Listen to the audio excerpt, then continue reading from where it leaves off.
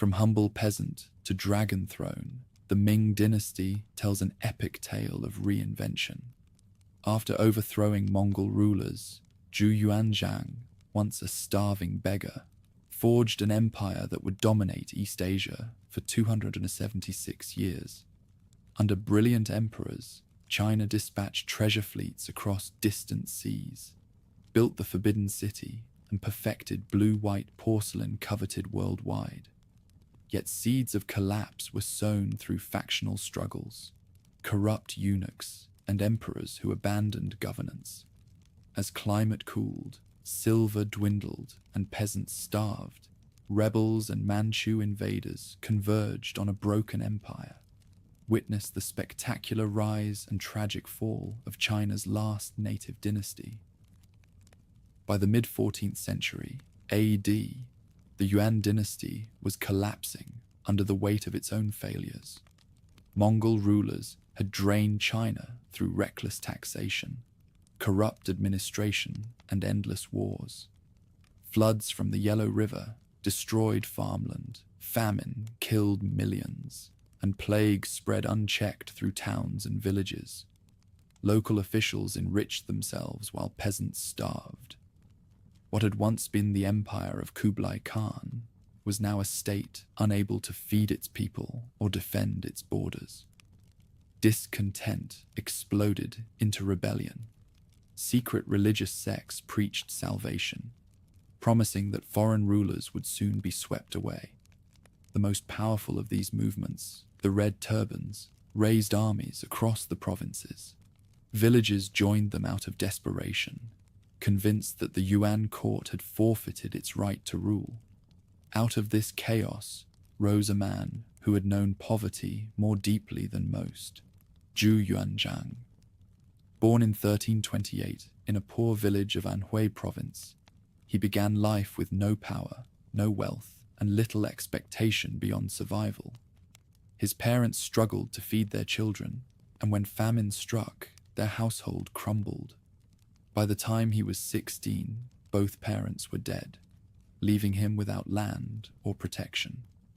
Seeking refuge, the boy entered a Buddhist monastery, where food and shelter depended on service to the temple. Even this fragile stability did not last. When disaster deepened and resources ran out, monks expelled novices they could not support. Forced back onto the road, he begged for food, living among the mass of displaced peasants created by famine and war. This early hardship left a permanent mark. Unlike aristocrats or Mongol generals, he understood the desperation of ordinary farmers because he had lived it. When he later commanded armies, this memory shaped the discipline he demanded and the vision he held for rebuilding society. His rise was not the product of privilege, but of resilience. In 1352, he joined the Red Turban rebels. At first, he was another starving recruit, but his intelligence, literacy, and commanding presence set him apart. Leaders noticed his potential, and his steady discipline earned the loyalty of fellow fighters. Within a short time, he had risen from foot soldier to officer. Unlike other rebel commanders who indulged in plunder, he restrained his troops. Villages under his protection supplied food willingly, preferring the order he enforced to the chaos of rival bands. Success attracted allies. A crucial moment came when he married the daughter of Guo Zixing, a senior rebel leader. This alliance gave him legitimacy and placed him within the upper circle of the rebellion. Yet Guo soon died, and many assumed the movement would fracture. Instead, Zhu consolidated power, winning over Guo's followers through a mixture of generosity and discipline. He showed that he could command not only soldiers, but loyalty. Still, the Red Turbans were far from united. Leaders pursued personal ambitions, carving territories and clashing as often with one another as with the Mongols. Many alienated local populations by looting or excessive taxation. Zhu distinguished himself by treating scholars with respect. recruiting advisors who could manage administration and diplomacy. Among them was Liu Bowen, a strategist whose counsel would prove invaluable in the years ahead. With their guidance, he began transforming a rebel army into the nucleus of a government. By the late 1350s, his forces controlled key areas of the Yangtze River Valley, a region rich in resources. From these strongholds, he could feed his troops and maintain supply lines, while rivals weakened themselves through reckless campaigns.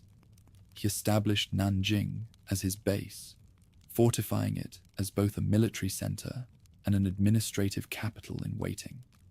The city became the heart of his growing domain. The Mongol regime, meanwhile, grew ever weaker. Court factions in Dadu, modern Beijing, fought over authority, and emperors were reduced to figureheads.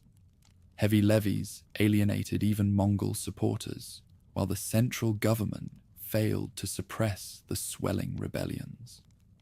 Each year, territory slipped further from Yuan hands. As their control collapsed, Zhu's authority expanded. In 1363, his most dangerous rival emerged, Chen Yuliang, leader of a powerful rebel force controlling central China. Their confrontation culminated at Lake Poyang, one of the largest naval battles in history. For weeks, fleets clashed across the waters. Chen's ships were massive, but Zhu's commanders used fire attacks and superior coordination to turn the tide. Victory secured his dominance in the south, eliminating the most serious challenge to his leadership. After Poyang, his path to supremacy was clear. Other rebels either submitted or were defeated in turn. He adopted the title Prince of Wu, signaling his ambition to claim more than regional control. His administration strengthened, combining military power with civilian governance. Land reforms rewarded loyal followers, while grain storage projects reassured the population that stability was returning. By 1368, the Yuan dynasty had lost all credibility. When Zhu marched north with his armies, resistance crumbled. His troops advanced toward Dadu, and the last Yuan emperor fled beyond the Great Wall, retreating to the Mongol homeland. At the age of 40, the former beggar proclaimed the founding of a new dynasty, the Ming. He chose the reign title Hongwu, meaning vastly martial, a declaration that the era of Mongol domination had ended. The rise of this dynasty was more than a transfer of power. It represented the return of native rule after nearly a century of foreign domination. For millions who had suffered famine, war, and plague, the new order carried the promise of stability. The man who had once begged for scraps outside monastery walls now sat upon the dragon throne, his journey symbolizing resilience in the face of catastrophe. His rise also set the tone for the dynasty to come. Harsh lessons of poverty shaped his distrust of elites, his suspicion of corruption, and his insistence on discipline. The Ming state would bear the imprint of its founder for generations, molded by the experiences of a man who had lived the hardships of the people he now ruled. From the ruins of the Yuan, Zhu Yuanzhang had forged a new beginning. The dynasty he established in 1368 would last nearly 3 centuries, guiding China through eras of expansion, prosperity, crisis, and ultimately collapse. But its foundation lay in this moment, when a peasant orphan, hardened by famine and rebellion, rose to overthrow the Mongol Empire and claim the mandate of heaven for himself. When Zhu Yuanzhang declared himself emperor in 1368, the proclamation was only the beginning. Winning power had required fire, cunning, and resilience. Holding it would demand even more. The orphan who became Hongwu now faced the challenge of transforming a fractured land into a functioning state. What followed was one of the most forceful reigns in Chinese history, marked by centralization, reform, and suspicion that bordered on paranoia. The new dynasty took Nanjing as its capital. Strategically placed along the Yangtze River, the city had been Zhu's stronghold during the final campaigns against rival rebels. Now it became the seat of imperial authority. Palaces rose, government offices were organized, and rituals declared the return of legitimate rule. Choosing Nanjing rather than Dadu, the abandoned Yuan capital, symbolized a clean break with the Mongols. It was a deliberate statement. The Ming Dynasty would not simply inherit Yuan institutions. It would rebuild China on native foundations. From the outset, the ruler concentrated power in his own hands. During the final years of war, he had learned how rival commanders or ambitious ministers could destabilize authority. Determined to prevent challenges, he abolished the office of chancellor, a position that had traditionally balanced imperial power by directing the civil bureaucracy. By removing it, he ensured that all memorials, decrees, and decisions flowed directly to him. Ministers were reduced to servants, their influence controlled by fear of imperial wrath. This concentration of authority made the sovereign both indispensable and terrifying. Law and order became the cornerstone of his reign. In 1385, the Great Ming Code was promulgated. Far more than a legal manual, it was a blueprint for social order, regulating not only crimes, but daily conduct. It dictated obligations between ruler and subject, father and son, husband and wife. Penalties were severe, often brutal, reflecting both the harshness of the age and the ruler's determination to impose stability. For Hongwu, law was not a neutral system. It was an instrument to reshape society in the image of his will. Agriculture received particular attention. The devastation of decades of war and natural disaster had left millions displaced, fields abandoned and granaries empty. The emperor understood hunger from personal experience, and restoring the countryside became his highest priority. He ordered the distribution of land to peasant families, encouraged migration to underpopulated regions, and invested in canals and irrigation projects. Tax burdens were carefully calculated to avoid crushing smallholders, while communal granaries stored surplus grain for emergencies. These measures slowly rebuilt food security, allowing rural communities to recover. Yet the same ruler who valued peasants distrusted scholars. Many officials who had once served the Yuan were now eager to ingratiate themselves with the new dynasty.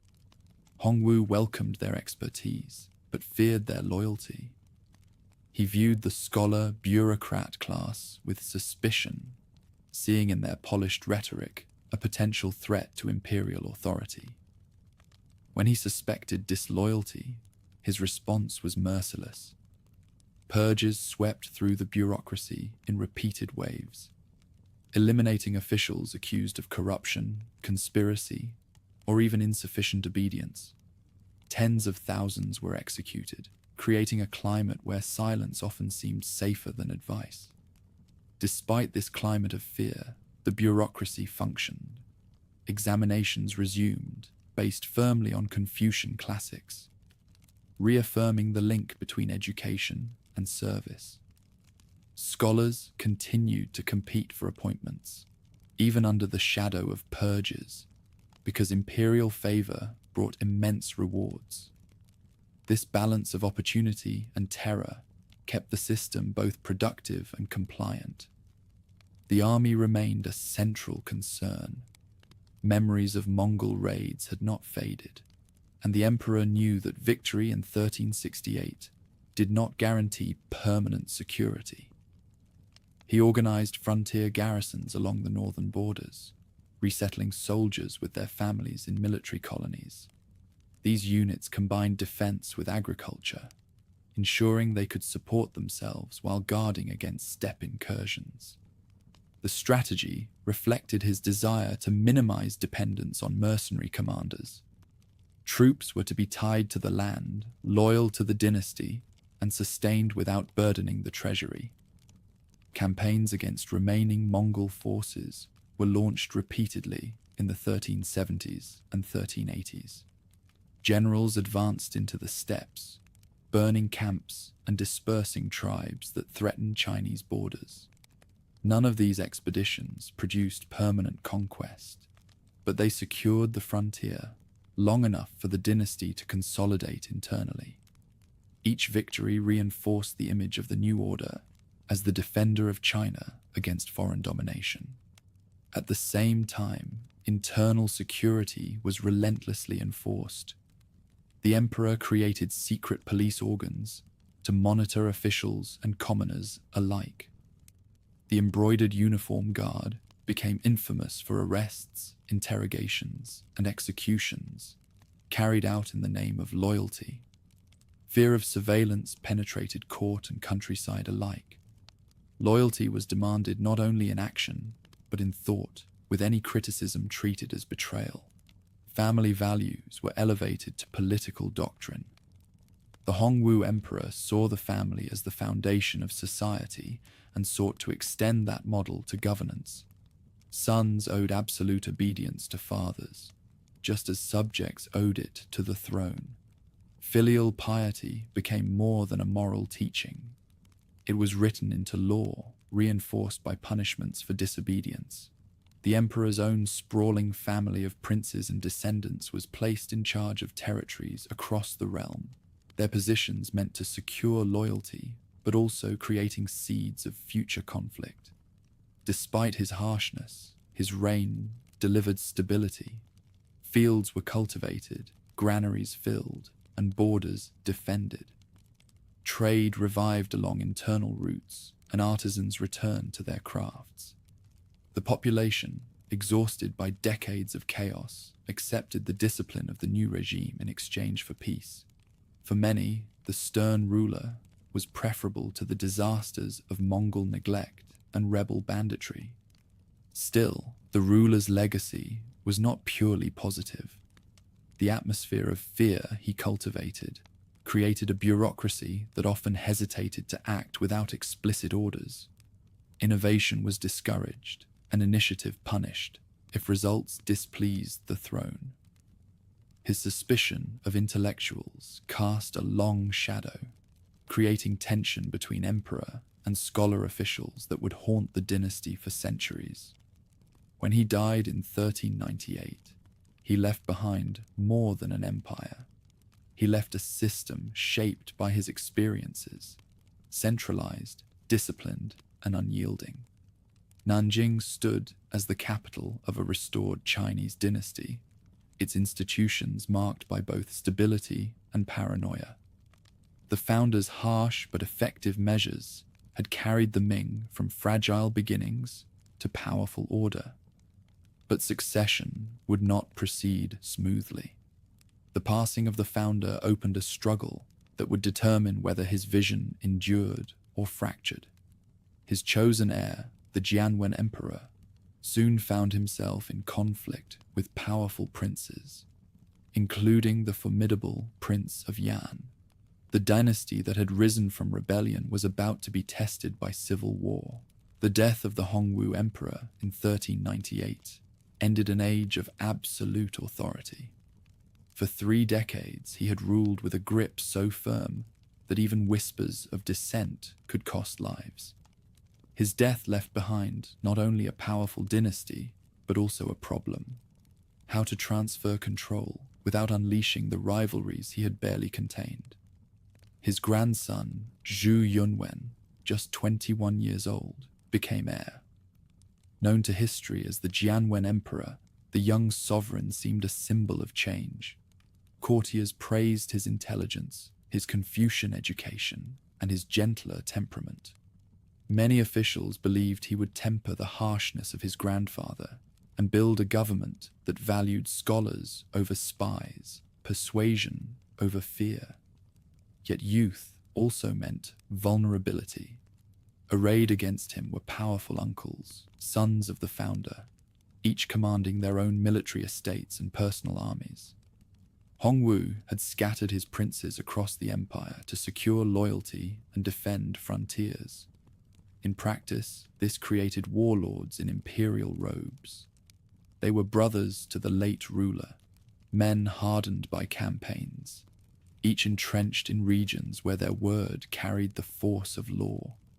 Among them, none was more formidable than Zhu Di, the Prince of Yan, who held Beijing as his stronghold and commanded the northern armies guarding against Mongol incursions. The new emperor's court understood the danger. Advisors urged him to weaken the princes before they grew too strong. The sovereign moved quickly, issuing decrees that stripped several uncles of troops, curtailed estates, and curtailed privileges. He framed these actions as necessary reforms, meant to protect the dynasty from abuse. But everyone understood the deeper reality. The throne feared its own bloodline. At first, these measures seemed effective. Lesser princes were reduced, their households broken apart, their power eroded. Yet each blow created resentment. Those spared watched uneasily, knowing their turn could come. None felt this pressure more keenly than the Prince of Yan. With his capital in Beijing and armies hardened by frontier battles, he commanded not only soldiers, but loyalty born of shared hardship. For him, disarmament meant more than loss of privilege. It meant exposure to enemies at court who wished him eliminated. The Jianwen emperor trusted his circle of scholar officials. Men like Qi Tai and Huang Zicheng urged boldness. They advised that the throne must confront Zhu Di directly, cutting down the most dangerous uncle before he struck first. The young ruler hesitated, but the policy was set. The Prince of Yan would be targeted. Zhu Di understood the stakes. Outwardly, he feigned illness and humility, sending memorials that portrayed him as a loyal son of the dynasty. In secret, he prepared. His troops drilled, his officers pledged loyalty, and his spies reported every movement in Nanjing. When imperial envoys attempted to restrict his command, he struck. In 1399, he declared that corrupt advisors had misled the emperor and that he was acting to cleanse the court. Cloaking rebellion as loyalty, he raised his banners and began his march south. The conflict that followed, the Jingnan Rebellion, plunged the dynasty into civil war. Both sides invoked legitimacy, Jianwen as rightful sovereign, Zhu Di as loyal prince defending the dynasty's purity. For 3 years, armies clashed along rivers and plains, cities changed hands, and the balance of power shifted back and forth. In the first campaigns, the imperial court enjoyed early successes. Loyalist generals scored victories, and at one point, the Prince of Yan narrowly escaped capture. Reports to Nanjing promised swift victory. The young ruler was jubilant, convinced that heaven had blessed his cause. Yet overconfidence soon proved costly. Zhu Di adapted. He employed deception, feigned retreats, and struck where the enemy least expected. His forces, hardened by years on the northern frontier, fought with discipline absent among many imperial troops. Morale on the rebel side remained high, driven by loyalty to their commander and the promise of reward if he triumphed. The court in Nanjing faltered under pressure. Jianwen relied on scholars for strategy, but they lacked military experience. Orders were sometimes contradictory, and rival commanders quarreled over precedence. The memory of Hongwu's purges still haunted officers, making them cautious to act without explicit approval. In contrast, Zhu Di commanded directly, inspiring confidence by sharing hardship with his soldiers. As the war dragged on, defections weakened the imperial side. Some generals calculated that the usurper's chances of victory were rising and switched allegiance. Others, resentful of harsh discipline or fearful of defeat, abandoned their posts. Each defection further eroded the emperor's position. Major battles shifted the momentum. At Baigu River, Zhu Di routed loyalist forces through surprise maneuvers, seizing weapons and supplies. At Dongchang, his army again prevailed, demonstrating tactical flexibility. These victories boosted his reputation and sowed panic in Nanjing. By 1402, rebel forces were advancing steadily down the Yangtze. The walls of Nanjing prepared for siege, but morale was collapsing. Inside the palace, debate turned frantic. Some urged negotiation, others called for desperate defense. The emperor remained resolute but isolated. His closest advisors urged resistance to the last, yet even they doubted survival. When Zhu Di's army stormed Nanjing, the city descended into chaos. Fire consumed sections of the palace. Chroniclers disagree on what happened next. One version claims the young ruler perished in the flames, refusing capture. Another whispers that he escaped in disguise, wandering as a monk in obscurity. Rumors of his survival circulated for decades, fueling legends of the hidden emperor. But in official history, his reign ended abruptly, consumed by fire and defeat. With Nanjing secured, Zhu Di claimed the throne. He proclaimed himself emperor, adopting the reign title Yongle, perpetual happiness. His entry into power was framed as the restoration of stability after corrupt ministers had misled his nephew. Yet everyone knew the truth. It was the triumph of a usurper who had transformed rebellion into legitimacy. The consequences were immense. Families had been divided by loyalty, provinces scarred by conflict, and the dynasty's aura of invincibility cracked. Yet the new ruler wasted no time. He purged officials loyal to Jianwen, restructured government, and prepared to shift the empire's center northward. Ambition marked his every move. From this bloody victory would emerge one of the most energetic reigns in Chinese history. The civil war that had begun as a struggle between uncle and nephew ended with the capital in ruins and the dynasty in new hands. The Jianwen emperor vanished into uncertainty, remembered as a brief interlude of reform cut short. The Yongle emperor stood triumphant, ready to move the capital to Beijing, to build monuments of stone and marble, and to send Chinese fleets into waters no dynasty had ever dared to command. Victory in the Jingnan. Rebellion gave Zhu Di the throne, but legitimacy did not arrive with it. In 1402, he entered Nanjing as a conqueror, not as an undisputed heir. To secure his reign, he needed more than military success. He needed to convince officials, subjects, and foreign envoys that the mandate of heaven now rested with him. Known as the Yongle Emperor, he set out to transform a usurpation into one of the most dynamic reigns in Chinese history.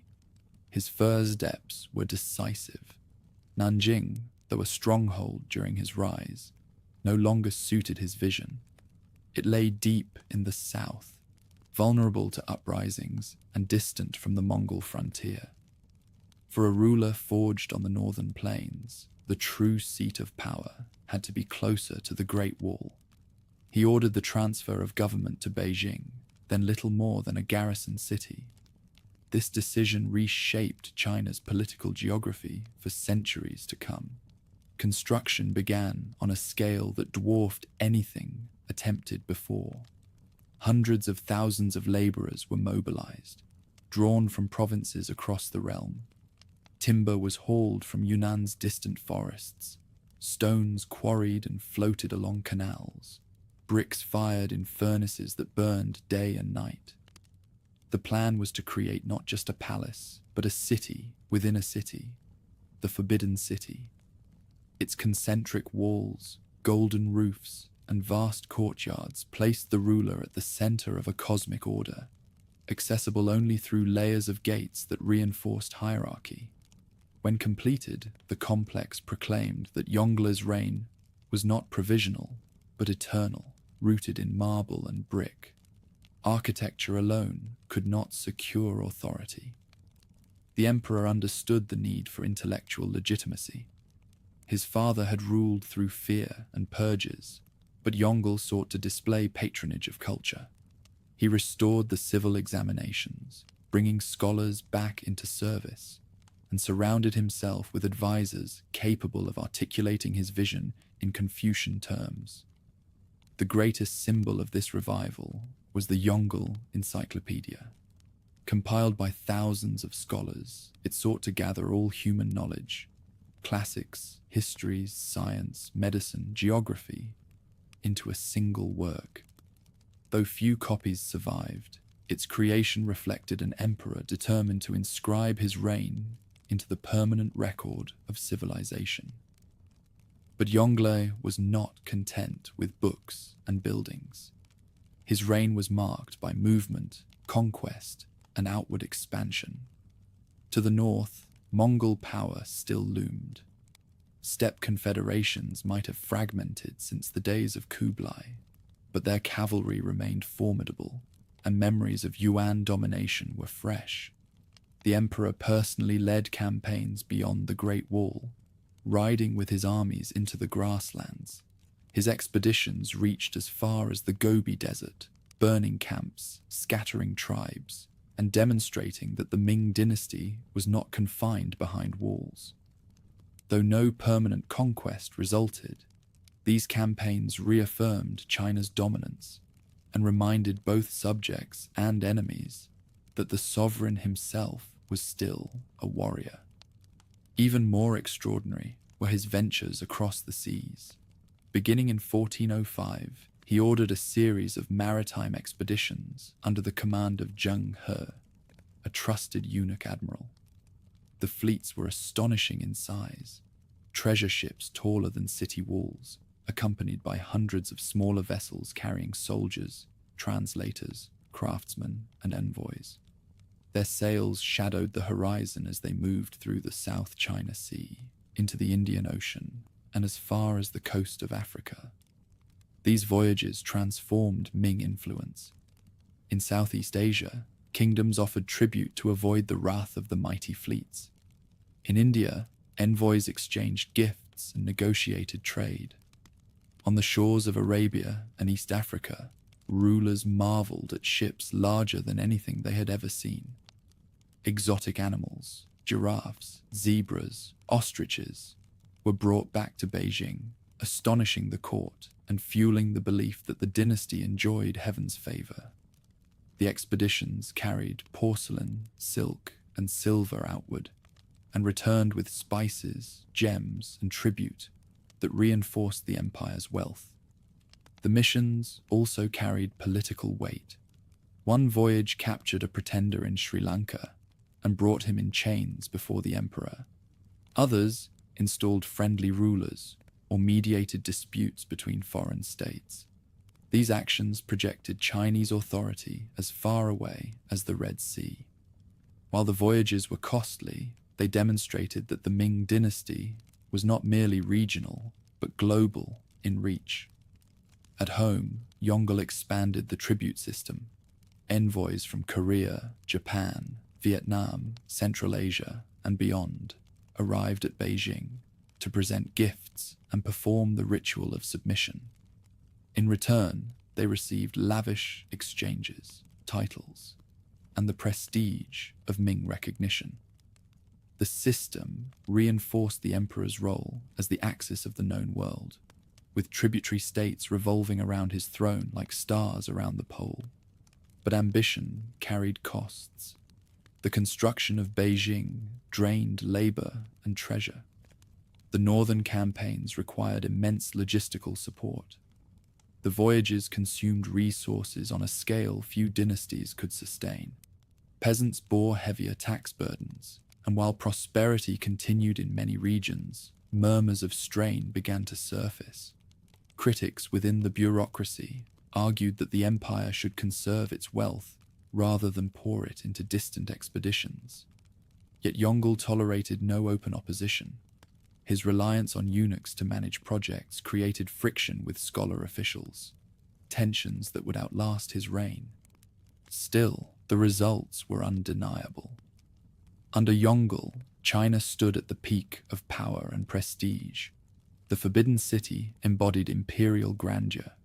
The encyclopedia proclaimed cultural supremacy. Armies marched north with confidence, while fleets sailed farther than any before. He was not merely a usurper who had seized a throne. He was a monarch who reshaped the empire into a new form.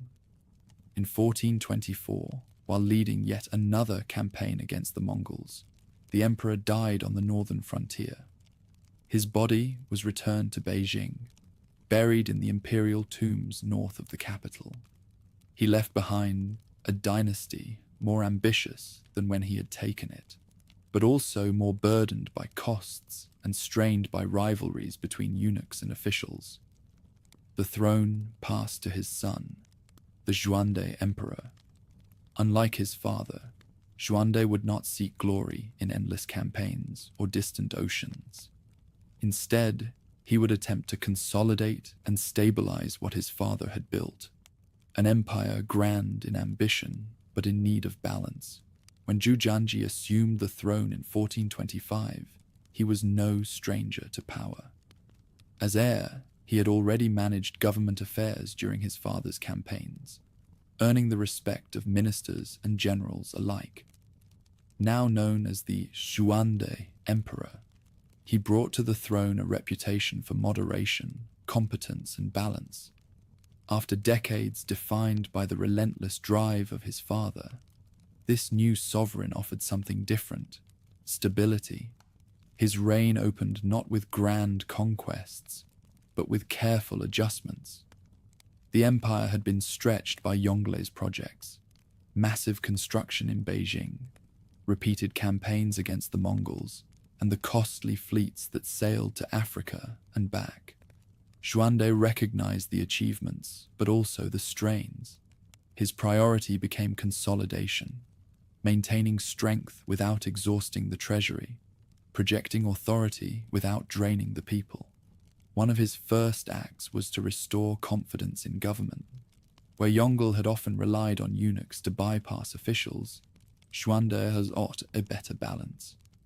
He reduced the influence of palace functionaries in state affairs and reaffirmed the authority of the civil service. Scholar officials, long resentful of eunuch dominance, welcomed the change. The examinations continued to provide new talent, and the court regained some of the stability lost during the previous reign. Yet he did not abandon eunuchs entirely. Some, such as the trusted Admiral Zheng He, continued to serve in prominent roles. Xuande understood the value of capable men, regardless of origin. But he also recognized the need to prevent any group from overwhelming the machinery of state. His moderation earned him praise as a ruler who balanced competing forces rather than inflaming rivalries. Northern defense remained a constant concern.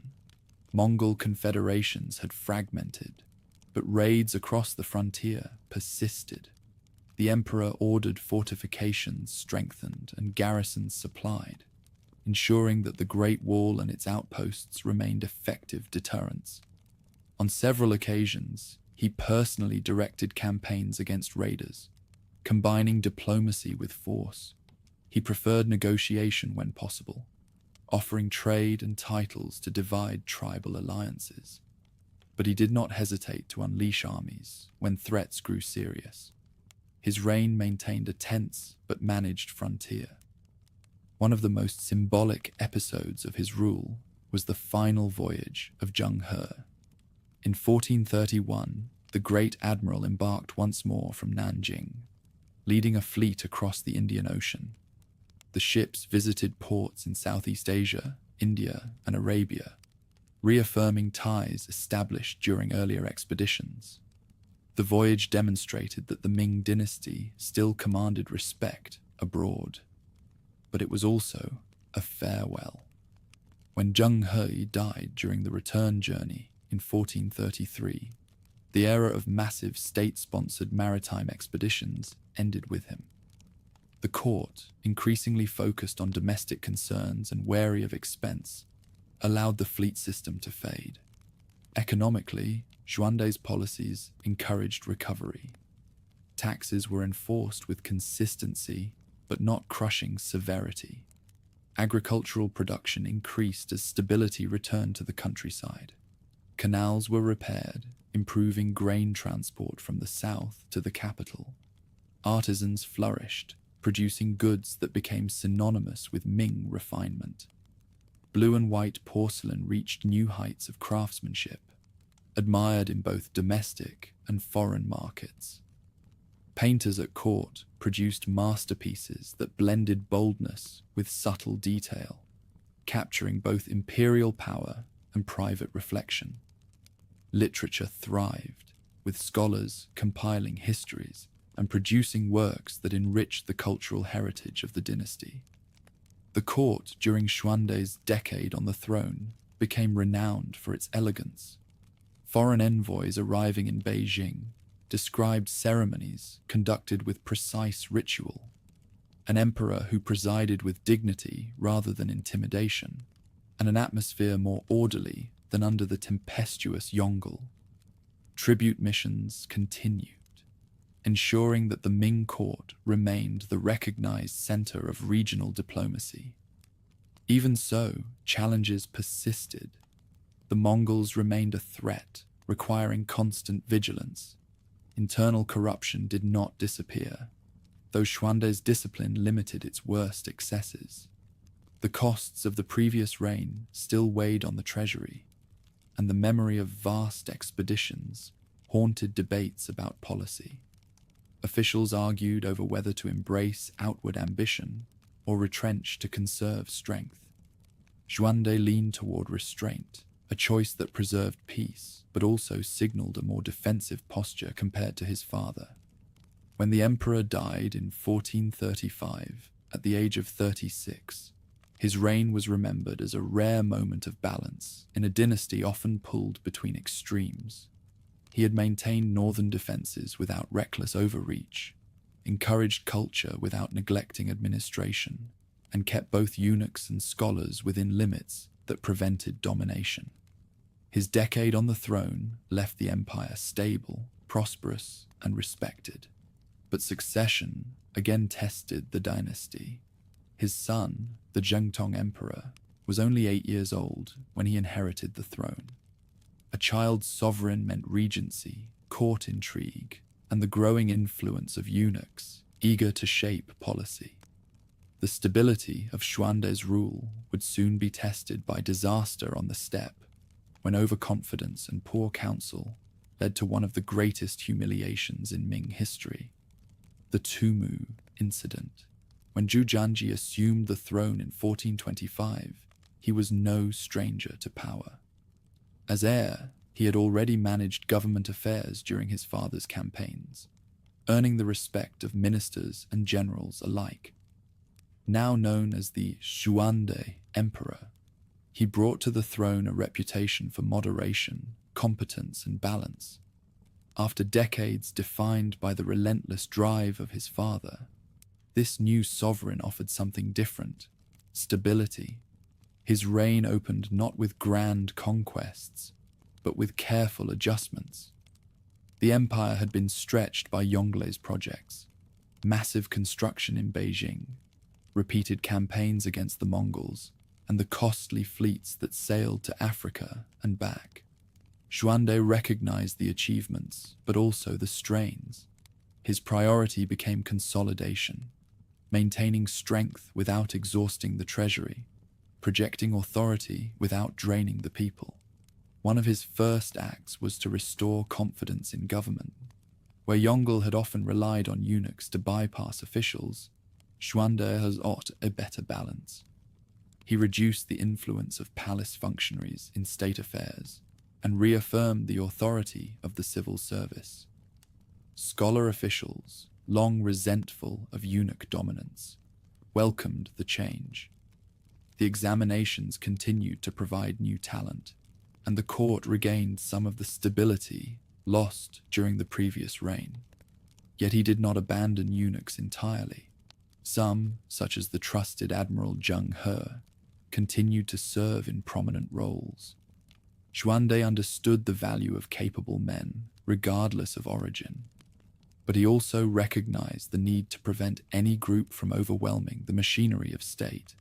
His moderation earned him praise as a ruler who balanced competing forces rather than inflaming rivalries. Northern defense remained a constant concern. Mongol confederations had fragmented, but raids across the frontier persisted. The emperor ordered fortifications strengthened and garrisons supplied, ensuring that the Great Wall and its outposts remained effective deterrents. On several occasions, he personally directed campaigns against raiders, combining diplomacy with force. He preferred negotiation when possible, offering trade and titles to divide tribal alliances. But he did not hesitate to unleash armies when threats grew serious. His reign maintained a tense but managed frontier. One of the most symbolic episodes of his rule was the final voyage of Zheng He. In 1431, the great admiral embarked once more from Nanjing, leading a fleet across the Indian Ocean.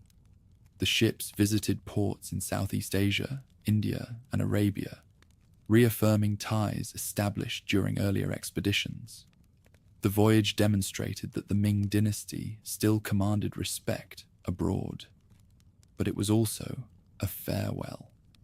When Zheng He died during the return journey in 1433, the era of massive state-sponsored maritime expeditions ended with him. The court, increasingly focused on domestic concerns and wary of expense, allowed the fleet system to fade. Economically, Xuande's policies encouraged recovery. Taxes were enforced with consistency, but not crushing severity. Agricultural production increased as stability returned to the countryside. Canals were repaired, improving grain transport from the south to the capital. Artisans flourished, producing goods that became synonymous with Ming refinement. Blue and white porcelain reached new heights of craftsmanship, admired in both domestic and foreign markets. Painters at court produced masterpieces that blended boldness with subtle detail, capturing both imperial power and private reflection. Literature thrived, with scholars compiling histories and producing works that enriched the cultural heritage of the dynasty. The court during Xuande's decade on the throne became renowned for its elegance. Foreign envoys arriving in Beijing described ceremonies conducted with precise ritual, an emperor who presided with dignity rather than intimidation, and an atmosphere more orderly than under the tempestuous Yongle. Tribute missions continued, ensuring that the Ming court remained the recognized center of regional diplomacy. Even so, challenges persisted. The Mongols remained a threat, requiring constant vigilance. Internal corruption did not disappear, though Xuande's discipline limited its worst excesses. The costs of the previous reign still weighed on the treasury, and the memory of vast expeditions haunted debates about policy. Officials argued over whether to embrace outward ambition or retrench to conserve strength. Xuande leaned toward restraint, a choice that preserved peace but also signaled a more defensive posture compared to his father. When the emperor died in 1435, at the age of 36, his reign was remembered as a rare moment of balance in a dynasty often pulled between extremes. He had maintained northern defenses without reckless overreach, encouraged culture without neglecting administration, and kept both eunuchs and scholars within limits that prevented domination. His decade on the throne left the empire stable, prosperous, and respected. But succession again tested the dynasty. His son, the Zhengtong Emperor, was only 8 years old when he inherited the throne. A child's sovereign meant regency, court intrigue, and the growing influence of eunuchs eager to shape policy. The stability of Xuande's rule would soon be tested by disaster on the steppe, when overconfidence and poor counsel led to one of the greatest humiliations in Ming history, the Tumu incident. The Tumu catastrophe had shaken the Ming Dynasty to its core. For years afterward, the memory of an emperor in enemy hands haunted officials, soldiers, and commoners alike. Yet by the late 1450s, the empire had weathered the storm. The restoration of the former captive as the Tianshun Emperor in 1457 marked a turning point. The dynasty had survived humiliation and civil strife, and now it sought stability. Recovery did not come quickly. The Tianshun court worked to reassert authority, punish corruption, and restore order in the bureaucracy. Ministers like Yu Qian, who had saved Beijing during the crisis, initially guided policy, but shifting factions and renewed suspicion at court meant their influence never lasted long. Even so, the dynasty was no longer in freefall. The message was clear. The Ming could survive even the gravest shock. After Tianshun's short reign, the throne passed to his son, the Changhua Emperor, who ruled for 3 decades. His long tenure provided continuity that had been missing for years. If earlier decades had been marked by usurpation and military disaster, Chenghua's reign represented a slow, steady attempt to consolidate and rebuild. The countryside became his focus. Agriculture, still recovering from devastation, was the foundation of the empire's strength. The court encouraged resettlement of abandoned lands, offered tax reductions to struggling farmers, and repaired canals vital for transporting grain from the south to Beijing. These efforts helped stabilize food supplies and reduce the risk of famine, though floods and droughts remained perennial threats.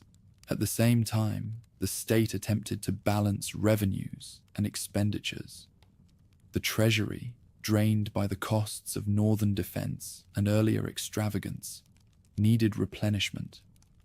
Taxes were enforced with greater regularity, though never without friction. Local officials often squeezed peasants harshly, and the court struggled to prevent abuse. Still, compared to the instability of the Tumu years, conditions improved. But if the countryside recovered, the palace remained a place of intrigue. The emperor, cautious by temperament, leaned heavily on eunuchs in daily governance. Their access to the sovereign gave them immense influence. They managed memorials, supervised projects, and often controlled intelligence flowing into the palace. Some acted as capable administrators, but others exploited their positions for personal gain. By the middle of the century, eunuch dominance had become a defining feature of Ming politics. The emperor's personal life also shaped his rule. He favored Consort Wan, a woman older than him, who exercised extraordinary influence in the palace. Her control over the inner court created resentment among officials and even within the imperial family. Critics claimed that she distorted the emperor's judgment, favoring her allies and suppressing rivals. Such dominance from within the harem was unusual, but not unprecedented. It reflected how personal relationships could shape imperial policy as much as formal institutions. Despite these weaknesses, the dynasty did not collapse. The Chenghua years were marked by relative peace. The Mongols remained a threat, but the frontier garrisons, reorganized after Tumu, held firm. Diplomacy alternated with skirmishes, and while no decisive victories secured permanent peace, the northern borders no longer posed an existential crisis. Internally, cultural life flourished. Porcelain production at Jingdezhen reached dazzling heights. producing wares that blended elegance with technical mastery. Blue and white ceramics, often decorated with delicate floral or narrative scenes, became prized both at home and abroad. Court painters, working under imperial patronage, created works that combined realism with symbolic grandeur. Literature, too, thrived, with scholars compiling histories and writing poetry that reflected both nostalgia for stability and anxiety over corruption. Architecture reflected the wealth of the time. Temples, palaces, and bridges rose across the realm, funded by both imperial patronage and local elites. These projects served not only practical needs but also as symbols of prosperity, returning after decades of turmoil. Still, beneath the surface, cracks remained. The growing power of eunuchs eroded the authority of civil officials, who often found themselves sidelined. Corruption spread through the bureaucracy, and reports of extortion became common.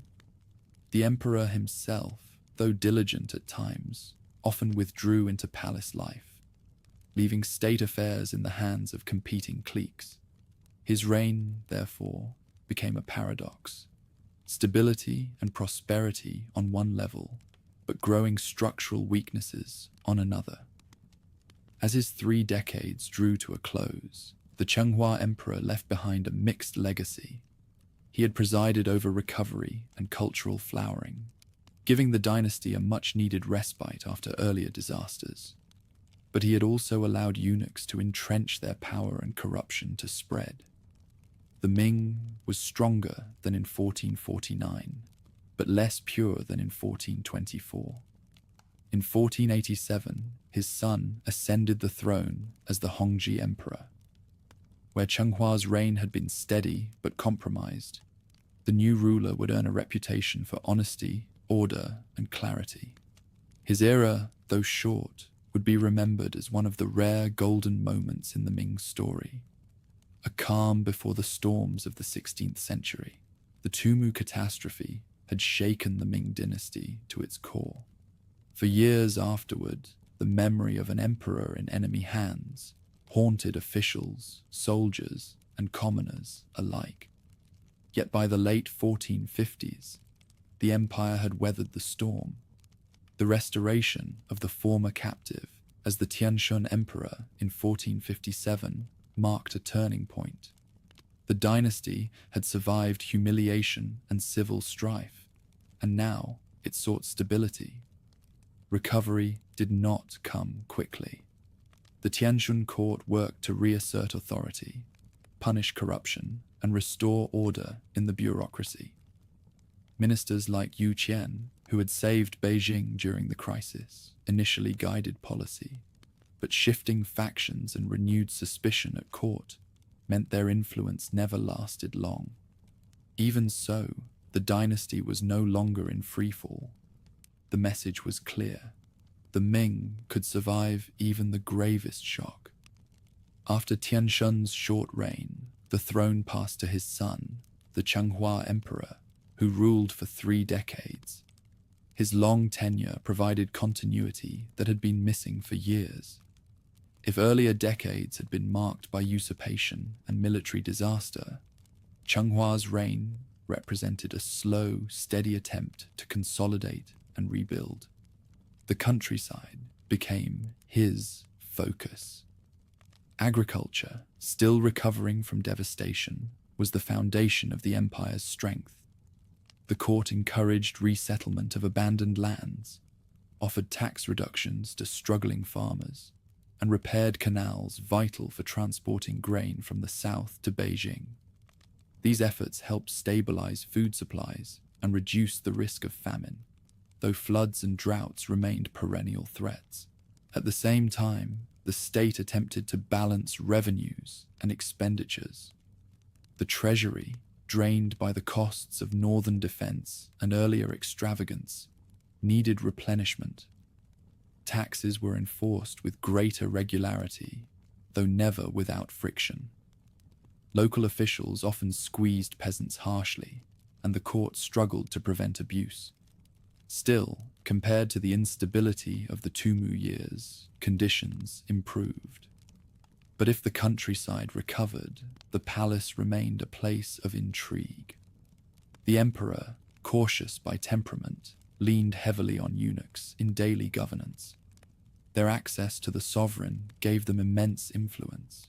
They managed memorials, supervised projects, and often controlled intelligence flowing into the palace. Some acted as capable administrators, but others exploited their positions for personal gain. By the middle of the century, eunuch dominance had become a defining feature of Ming politics. The emperor's personal life also shaped his rule. He favored Consort Wan, a woman older than him, who exercised extraordinary influence in the palace. Her control over the inner court created resentment among officials and even within the imperial family. Critics claimed that she distorted the emperor's judgment, favoring her allies and suppressing rivals. Such dominance from within the harem was unusual, but not unprecedented. It reflected how personal relationships could shape imperial policy as much as formal institutions. Despite these weaknesses, the dynasty did not collapse. The Chenghua years were marked by relative peace. The Mongols remained a threat, but the frontier garrisons, reorganized after Tumu, held firm. Diplomacy alternated with skirmishes, and while no decisive victories secured permanent peace, the northern borders no longer posed an existential crisis. Internally, cultural life flourished. Porcelain production at Jingdezhen reached dazzling heights, producing wares that blended elegance with technical mastery. Blue and white ceramics, often decorated with delicate floral or narrative scenes, became prized both at home and abroad. Court painters, working under imperial patronage, created works that combined realism with symbolic grandeur. Literature, too, thrived, with scholars compiling histories and writing poetry that reflected both nostalgia for stability and anxiety over corruption. Architecture reflected the wealth of the time. Temples, palaces, and bridges rose across the realm, funded by both imperial patronage and local elites. These projects served not only practical needs but also as symbols of prosperity, returning after decades of turmoil. Still, beneath the surface, cracks remained. The growing power of eunuchs eroded the authority of civil officials, who often found themselves sidelined. Corruption spread through the bureaucracy, and reports of extortion became common. The emperor himself, though diligent at times, often withdrew into palace life, leaving state affairs in the hands of competing cliques. His reign, therefore, became a paradox. Stability and prosperity on one level, but growing structural weaknesses on another. As his 3 decades drew to a close, the Chenghua emperor left behind a mixed legacy. He had presided over recovery and cultural flowering, giving the dynasty a much-needed respite after earlier disasters. But he had also allowed eunuchs to entrench their power and corruption to spread. The Ming was stronger than in 1449, but less pure than in 1424. In 1487, his son ascended the throne as the Hongji emperor. Where Chenghua's reign had been steady but compromised, the new ruler would earn a reputation for honesty, order, and clarity. His era, though short, would be remembered as one of the rare golden moments in the Ming story. A calm before the storms of the 16th century, the Tumu catastrophe had shaken the Ming dynasty to its core. For years afterward, the memory of an emperor in enemy hands haunted officials, soldiers, and commoners alike. Yet by the late 1450s, the empire had weathered the storm. The restoration of the former captive as the Tianshun emperor in 1457 marked a turning point. The dynasty had survived humiliation and civil strife, and now it sought stability.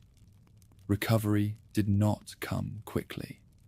The Tianshun court worked to reassert authority, punish corruption, and restore order in the bureaucracy. Ministers like Yu Qian, who had saved Beijing during the crisis, initially guided policy, but shifting factions and renewed suspicion at court meant their influence never lasted long. Even so, the dynasty was no longer in freefall. The message was clear. The Ming could survive even the gravest shock.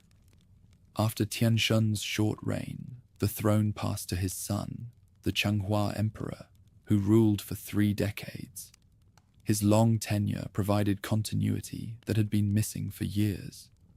If earlier decades had been marked by usurpation and military disaster, Chenghua's reign represented a slow, steady attempt to consolidate and rebuild. The countryside became his focus. Agriculture, still recovering from devastation, was the foundation of the empire's strength. The court encouraged resettlement of abandoned lands, offered tax reductions to struggling farmers, and repaired canals vital for transporting grain from the south to Beijing.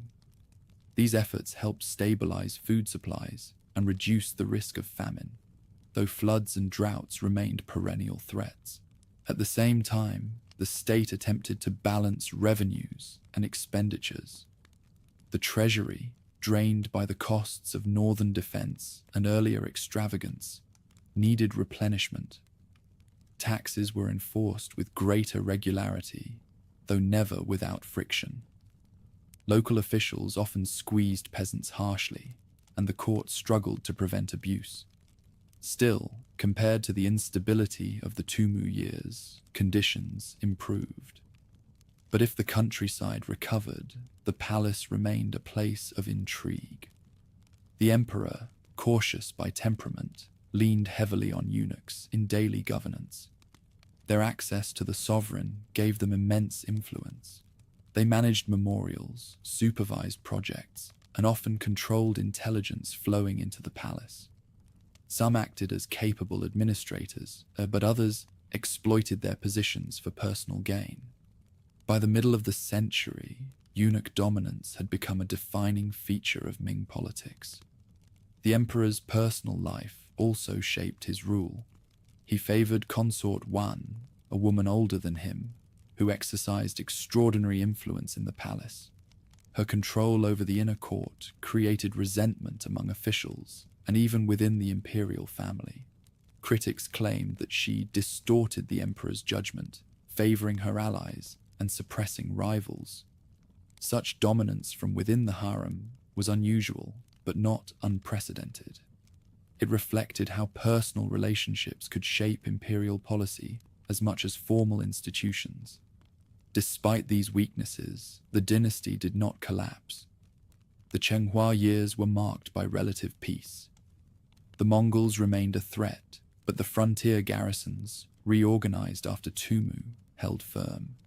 Diplomacy alternated with skirmishes, and while no decisive victories secured permanent peace, the northern borders no longer posed an existential crisis.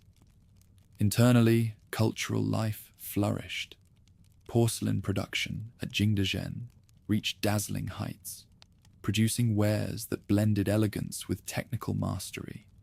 Blue and white ceramics, often decorated with delicate floral or narrative scenes, became prized both at home and abroad. Court painters, working under imperial patronage, created works that combined realism with symbolic grandeur. Literature, too, thrived, with scholars compiling histories and writing poetry that reflected both nostalgia for stability and anxiety over corruption. Architecture reflected the wealth of the time. Temples, palaces, and bridges rose across the realm, funded by both imperial patronage and local elites. These projects served not only practical needs but also as symbols of prosperity, returning after decades of turmoil. Still, beneath the surface, cracks remained. The growing power of eunuchs eroded the authority of civil officials. who often found themselves sidelined. Corruption spread through the bureaucracy, and reports of extortion became common. The emperor himself, though diligent at times, often withdrew into palace life, leaving state affairs in the hands of competing cliques. His reign, therefore, became a paradox. Stability and prosperity on one level, but growing structural weaknesses on another. As his 3 decades drew to a close, the Chenghua emperor left behind a mixed legacy. He had presided over recovery and cultural flowering, giving the dynasty a much-needed respite after earlier disasters. But he had also allowed eunuchs to entrench their power and corruption to spread. The Ming was stronger than in 1449, but less pure than in 1424. In 1487, his son ascended the throne as the Hongji emperor. Where Chenghua's reign had been steady but compromised, the new ruler would earn a reputation for honesty, order, and clarity. His era, though short, would be remembered as one of the rare golden moments in the Ming story. A calm before the storms of the 16th century, when the Zhengde emperor died suddenly in 1521. Officials expected turbulence to subside. Instead, the throne passed to his cousin, Zhu Hochong, a provincial prince who had grown up far from the capital. Still a teenager, he arrived in Beijing to inherit a realm already weakened by indulgence and corruption. Known as the Jiajing Emperor, he would rule for 45 years, longer than any of his predecessors.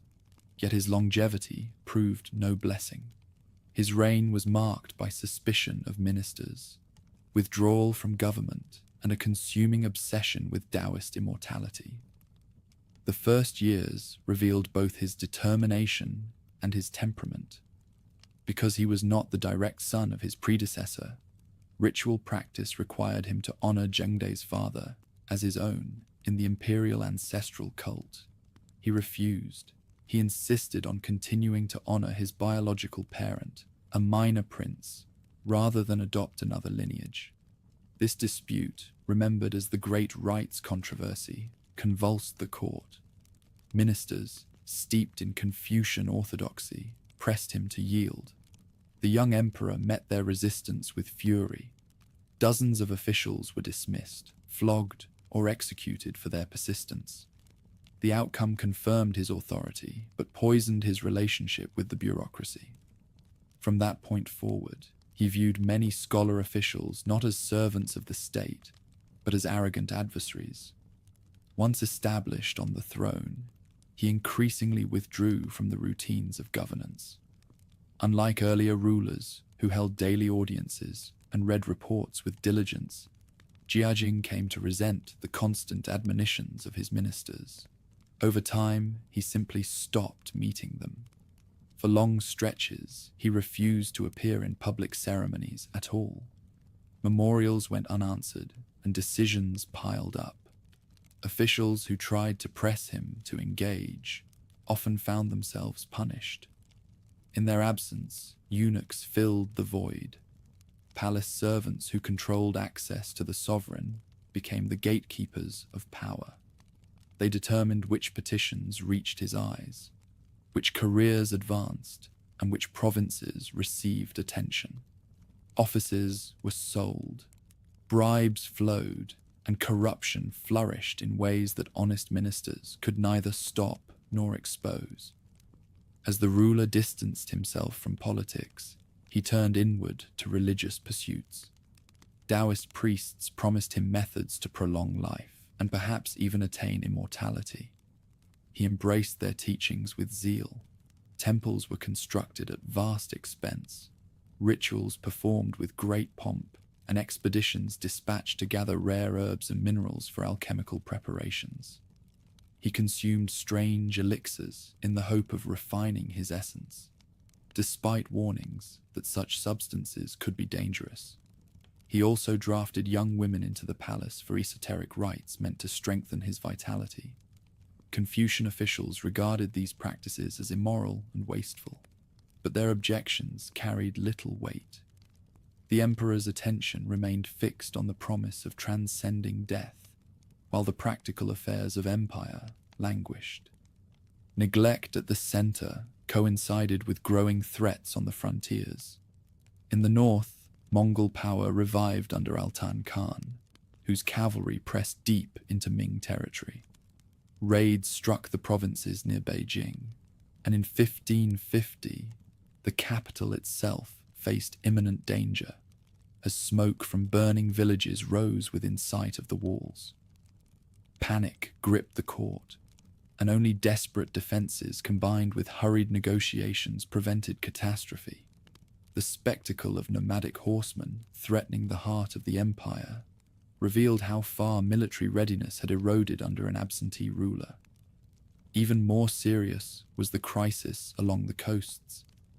Japanese pirates, known as wokou, had raided Chinese shores for centuries. But in this era, the threat escalated dramatically. These raiders were not only Japanese adventurers, but also Chinese smugglers and discontented soldiers, exploiting the bans on maritime trade to profit from illicit commerce. They struck towns, seized goods, and carried away captives, terrorizing entire provinces. The situation worsened when Portuguese traders entered East Asian waters. Their firearms and ships gave the raiders new advantages, and local officials often lacked the resources or discipline to resist. For years, coastal communities lived under siege, their livelihoods disrupted, their confidence in the dynasty shaken. Eventually, the state responded. Commanders such as Wang Zhe restructured defenses, drilling troops in the use of firearms and fortifying harbors. These reforms gradually stemmed the tide, but not before decades of devastation. The wokou crisis left scars across the southeast and highlighted the dangers of a ruler who turned his back on the responsibilities of defense. Where local initiative and determined commanders prevailed, peace returned. Where central neglect persisted, corruption and chaos remained entrenched. While violence marked the seas, foreign contact also brought new influences. Jesuit missionaries arrived, among them Matteo Ricci, carrying with them knowledge of mathematics, astronomy, and cartography. At first, they appeared as curiosities, foreigners with strange instruments and teachings. Slowly, they introduced Western scientific methods, impressing some officials even as their Christian doctrines met suspicion. Their presence did not yet reshape policy, but their arrival signaled the beginning of exchanges that would eventually leave deep marks on Ming intellectual life. Despite disorder at the top, commerce continued to expand. Silver from abroad entered China in increasing quantities, carried across oceans by Spanish galleons from the Americas, and funneled through Manila into Asian markets. Taxes began to rely more heavily on silver payments, integrating the empire into global trade. Merchants in southern ports grew wealthy, and regional markets flourished, while peasants often struggled under the pressure of monetized obligations. The contrast between thriving commercial centers and overburdened rural households revealed widening social divides. Through it all, the emperor remained remote, a figure glimpsed only rarely. His seclusion became legendary. Ministers described him as a ghost within his own palace, more devoted to alchemists than to officials, more engaged with celestial rituals than earthly matters. His reign endured not because of his presence, but despite his absence, sustained by the inertia of institutions and the resilience of local society. When he died in 1567, his body gave out despite decades spent seeking immortality. His half-century on the throne left behind a dynasty still intact but strained. Eunuchs had entrenched themselves deeply in administration. Corruption had spread widely, and confidence in the monarchy was weakened. Yet the dynasty endured, ready to pass to a new generation. The Wanli emperor, who would follow in the next reign, would inherit not only the throne, but also the burden of a state shaped by decades of neglect. His time would begin with reform, but end in paralysis, continuing the cycle of ambition and collapse that defined the Ming. The death of the Longqing emperor in the early 1570s placed the dynasty in a fragile position once more. He had only reigned for a few years, attempting modest reforms after decades of Jiajing's neglect. His sudden passing left the throne to his 9-year-old son, Zhu Yijun, who would reign as the Wanli emperor. For ministers and generals, the sight of a child on the throne raised fears that court factions, eunuchs, and greedy officials would dominate the realm.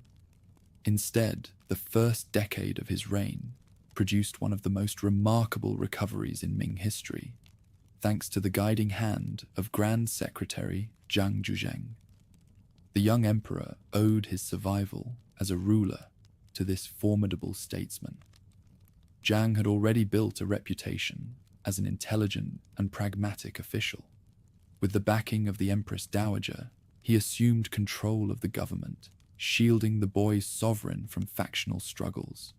He insisted that the child emperor devote himself to study and discipline while leaving the burdens of governance in his mentor's capable hands. In effect, China was ruled not by the Wanli emperor, but by Zhang Zhuzheng, who transformed a vulnerable regency into a decade of reform. Zhang began by tightening discipline across the bureaucracy. For too long, officials had treated attendance at court as optional.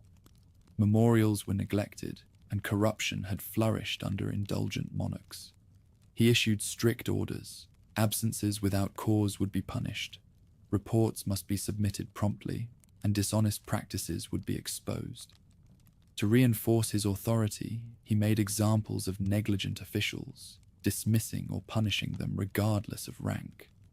This created resentment, but it also restored fear of the law. The bureaucracy, long accustomed to laxity, rediscovered a sense of order. Even in distant provinces, magistrates understood that their conduct might reach the eyes of the all-powerful Grand Secretary. Reform extended into the fiscal system. For centuries, wealthy families had concealed land holdings, avoiding taxes and shifting burdens onto poorer peasants. Zhang ordered comprehensive surveys to uncover hidden estates. Teams of inspectors measured fields, compared records, and forced landlords to register property honestly. This enraged the gentry, who had long enjoyed privilege, but it dramatically increased state revenue. At the same time, he sought to protect small farmers by standardizing assessments, reducing opportunities for local officials to extort beyond what was due. The policy did not end exploitation, but it curbed the worst abuses and gave peasants greater predictability in their obligations. The boldest innovation was the so-called single whip method. Previously, taxation was a confusing mixture of grain deliveries, corvée labor, and miscellaneous fees. Zhang commuted these obligations into a single silver payment. This simplified administration for the state and clarified obligations for subjects. It also linked the Chinese economy more directly to global silver flows, as Spanish galleons carried bullion from the Americas to Manila, and Portuguese traders funneled it into East Asia. The Ming benefited from a steady inflow of silver. Farmers could sell part of their crop for coin. Merchants could expand trade, and the government could collect revenues more efficiently. The impact was transformative. Markets expanded across the empire, towns grew more prosperous, and merchant families gained new prominence. Artisans found steady demand for their goods, from textiles to ceramics. Soldiers on the frontier, often unpaid in earlier decades, now received more regular stipends. The treasury, replenished after years of strain, could fund defenses, public works, and relief for disaster-stricken regions. Though Zhang's methods were harsh, they delivered results visible to both elites and commoners. Not everyone welcomed these changes. Scholar officials resented the Grand Secretary's dominance, which left little room for debate. Many complained that his enforcement of discipline was tyrannical, more befitting a despot than a Confucian administrator. Some accused him of hypocrisy, pointing to his own family's wealth and the luxurious lifestyle he maintained. But their criticisms carried little force, so long as the boy emperor and his grandmother supported him. For Wanli himself, Zhang was not only a political guardian, but a tutor, instilling habits of diligence and respect for authority in his early years. Military affairs also benefited. With reliable funding, frontier garrisons were supplied and fortifications repaired. Commanders who had once begged for resources could now maintain readiness. Raids from Mongol confederations continued, but the dynasty no longer seemed paralyzed in the face of threats. In the south, improved revenues allowed local officials to strengthen coastal defenses, preventing a repeat of the devastation wrought by pirates in the previous reign. For once, the empire's defenses matched its ambitions. The results impressed contemporaries. Tribute missions flowed steadily to Beijing. Envoys marveled at the restored dignity of the court, and foreign observers noted China's revived prosperity. For many, it seemed that the dynasty had overcome the stagnation of the mid-16th century. Scholars, merchants, and peasants alike benefited from the new order, even if some gentry bristled under stricter taxation. But the strength of this system rested heavily on one man. Zhang Zhuzheng's authority was personal as much as institutional.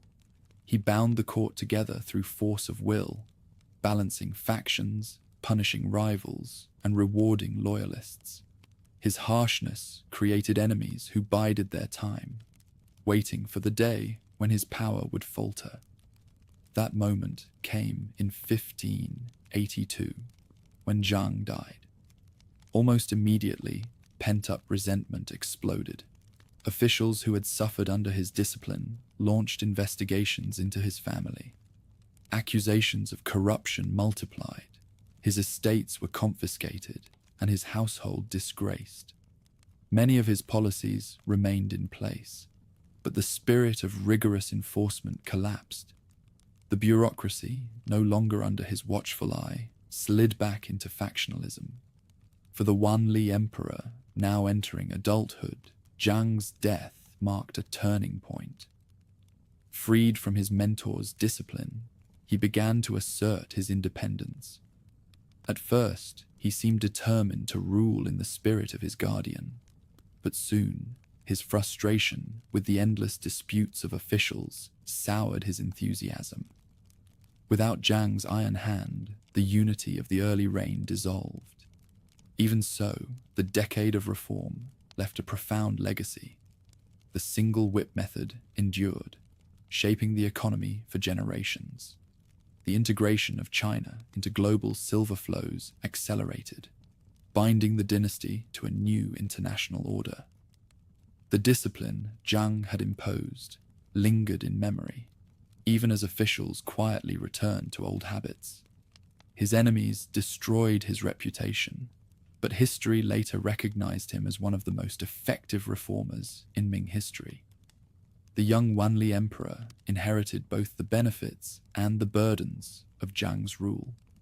He enjoyed a strong treasury and a revitalized state, but he also faced a bureaucracy resentful of discipline and eager to reclaim privilege.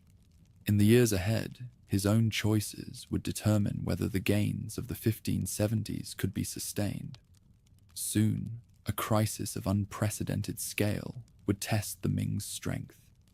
The Japanese invasions of Korea, a war so costly that it would undo much of Zhang's careful fiscal rebuilding.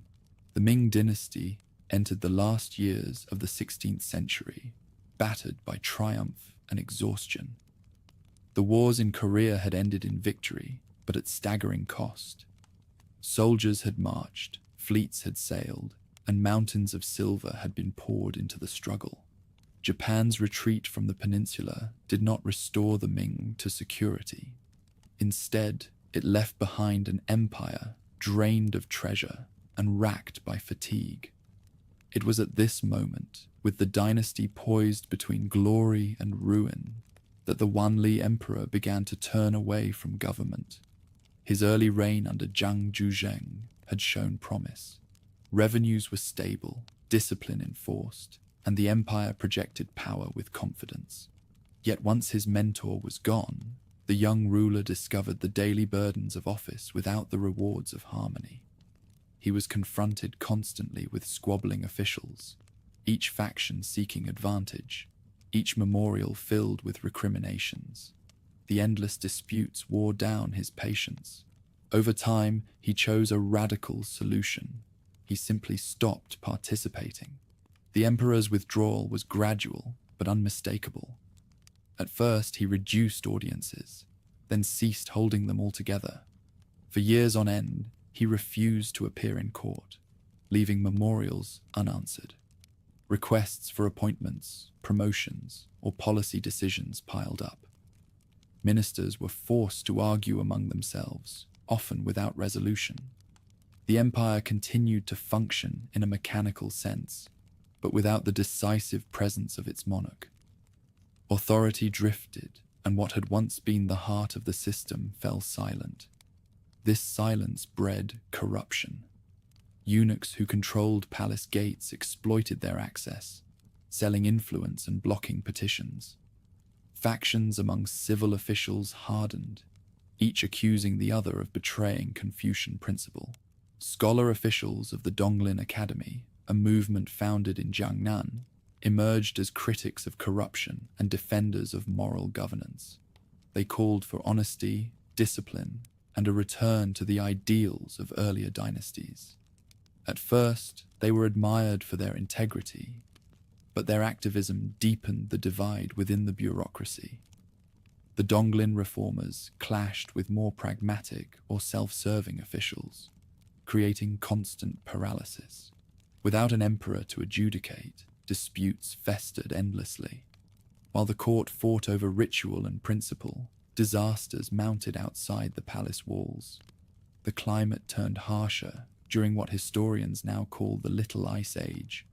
Summers grew shorter, winters longer, and harvests failed with alarming frequency. Floods inundated farmlands along the Yellow River, while droughts withered crops in the north. Peasants who could no longer pay taxes fled their villages, becoming vagrants or joining bandit bands. Local uprisings broke out, suppressed only with difficulty. The promise of stability from Zhang Zhuzheng's reforms dissolved as nature conspired with neglect to deepen misery. Economic strains compounded the problem. The single whip method had bound taxes to silver payments, and for decades the system had worked because global silver flowed steadily into China. But by the late 16th century, disruptions in trade began to cause shortages. The flow from the Americas faltered, prices fluctuated wildly, and ordinary households struggled to find enough silver to meet obligations. Farmers sold land to pay taxes, merchants hoarded coin, and regional economies seized up. A system once hailed as efficient became a trap, magnifying hardship during scarcity. The emperor remained detached. He lived within the palace, indulging in private pleasures, surrounding himself with favored consorts and children, and refusing to be drawn into the disputes of his ministers. He justified his withdrawal by claiming that officials should govern themselves through Confucian principle. But in practice, it meant that no one could resolve disputes. Civil administration drifted into paralysis, each faction blaming the other for failures that mounted in the provinces. Foreign threats grew more dangerous at the same time. To the northeast, a new power was rising among the Yurshin tribes. Under the leadership of Nurhaci, they were united into a formidable confederation, organized through the innovative Eight Banners system that combined military and social control. Nurhaci's forces adapted Chinese firearms and siege tactics, turning from scattered tribes into a disciplined state. Step by step, they pushed against Ming outposts in Liaodong, probing weaknesses along the frontier.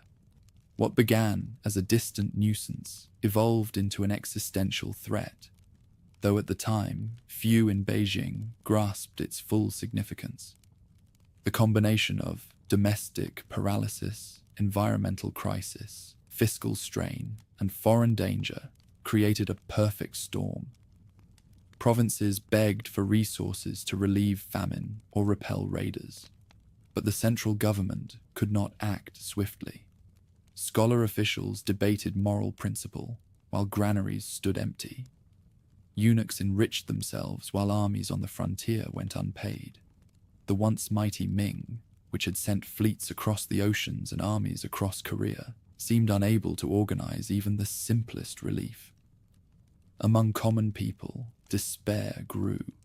Villages struck by famine turned to rebellion, sometimes under religious banners, sometimes out of sheer hunger. Bandit leaders rose, claiming heavenly visions or promising justice, attracting thousands of desperate followers. The court responded with repression, but the underlying causes, climate change, tax burdens, and official corruption, remained. Each year the sense deepened that the dynasty no longer cared for its subjects.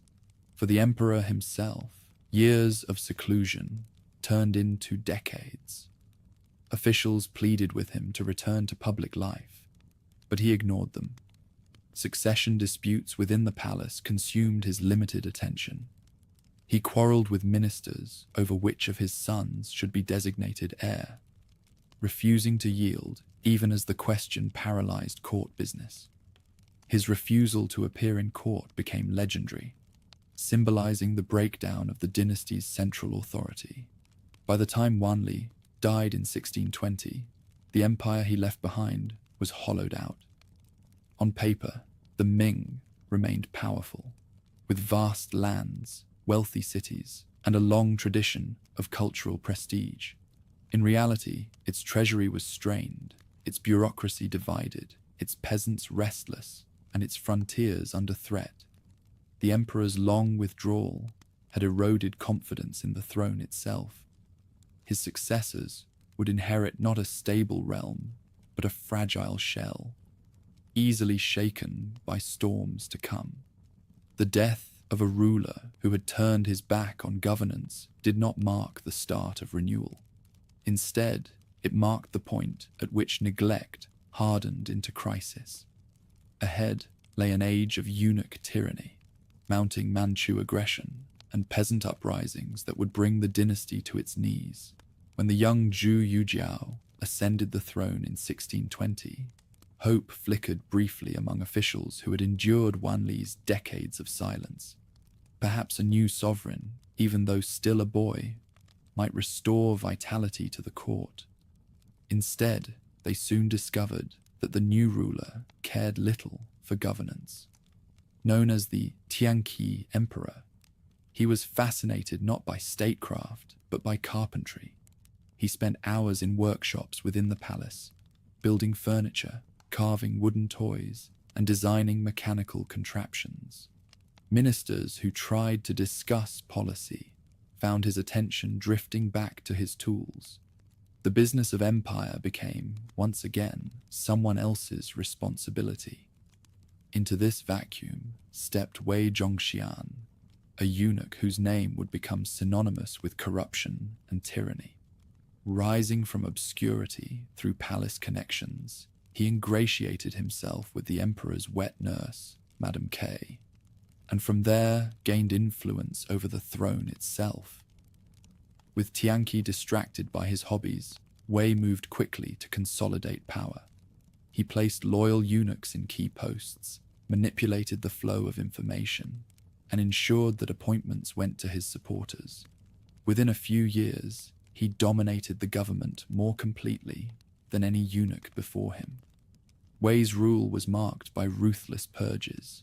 He targeted the Donglin Academy faction, those scholar officials who had long denounced corruption and called for moral government. Accusing them of treason and disloyalty, he had their leaders arrested, tortured, and executed. Entire families were destroyed, reputations blackened, and careers ruined. The purges spread fear through the bureaucracy. Officials learned that survival depended not on competence or integrity, but on loyalty to the eunuch regime. Many chose silence, unwilling to risk their lives by speaking out. Corruption reached new heights. Offices were openly sold, military commands traded for bribes, and tax revenues siphoned into private coffers. Wei Zhongxian built temples in his honor, with inscriptions hailing him as a living sage. His image appeared in schools and shrines, treated almost as that of an emperor. For common people, already suffering under famine and heavy taxes, the spectacle of a eunuch worshipped while officials starved peasants for silver confirmed that the dynasty had lost its moral compass. Inside the palace, Madame K reinforced Wei's dominance. As the emperor's nurse and confidant, she controlled access to the young sovereign and ensured that carpentry, not politics, remained his focus. Together, Wei and Madame K formed a regime that ruled in the emperor's name, but for their own enrichment. The Son of Heaven became a passive figure, remembered by courtiers more for his crafted wooden toys than for any decree. While the court rotted from within, the frontiers faced growing peril. In the northeast, Nurhaci completed the unification of the Yurshan tribes, forging them into a new state soon to be known as the Manchus. His 8 banners system organized warriors and families alike, combining military strength with social cohesion. Ming commanders underestimated the danger, but defeat soon proved the seriousness of the threat. At the Battle of Sarhu in 1619, Ming armies suffered a crushing loss against Nurhaci's forces. The frontier defenses in Liaodong weakened steadily, leaving Beijing increasingly exposed. The regime in the capital, preoccupied with internal purges and personal enrichment, offered little effective response. Funds that might have gone to fortifications or supplies were diverted to Wei's household or wasted on palace luxuries. Soldiers on the frontier went unpaid. Desertions increased and morale collapsed. Provincial governors begged for reinforcements, but the court provided little more than empty proclamations. The dynasty was sliding toward disaster, yet those in power seemed blind to it. At the same time, ordinary people endured worsening hardship. The colder climate of the Little Ice Age continued to shorten harvests, while floods and droughts struck with grim regularity.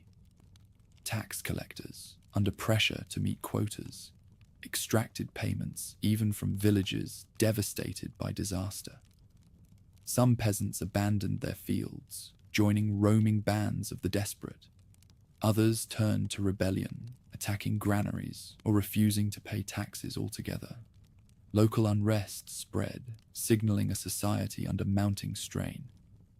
For a brief moment, officials outside Wei Zhongxian's circle tried to rally resistance. Some denounced his corruption, others attempted to revive the principles of the Donglin Academy. But the eunuch's control of palace guards and his manipulation of imperial decrees silenced opposition. Those who spoke too loudly met exile or execution.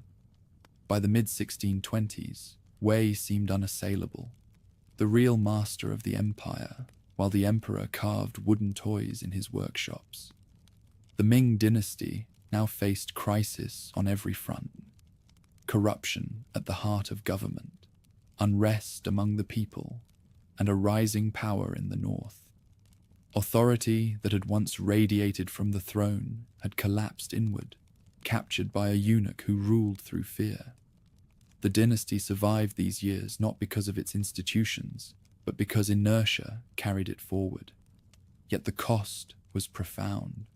Trust in the court evaporated, armies lost confidence, and ordinary subjects felt abandoned. By the time the Tianqi emperor died in 1627, still a young man, the Ming state was hollowed out. His death ended Wei Zhongxian's tyranny, as rivals swiftly moved to purge him and erase his honors. But the damage had already been done. The empire entered the next reign, with institutions crippled, corruption entrenched, and foreign enemies gathering strength beyond the passes. The Ming had not yet fallen, but its collapse had become a question of when, not if. The Ming Dynasty entered the late 1620s in turmoil.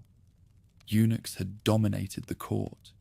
The treasury was nearly empty, and rebellions spread across the countryside. Foreign enemies pressed at the borders, and confidence in the throne was shattered. Against this backdrop, a new ruler emerged who seemed determined to restore order. Zhu Yujian, remembered as the Chongzhen emperor, was young, serious, and relentless in his sense of duty. He vowed to cleanse the dynasty of corruption and to resist its enemies, no matter the odds. For officials weary of misrule, his arrival felt like a final chance to save the empire. His first moves carried a sense of justice long denied. The eunuch Wei Zhongxian, who had terrorized the bureaucracy under the Tianqi emperor, was stripped of power. Temples built in his honor were torn down, his supporters purged, and the man himself driven to suicide.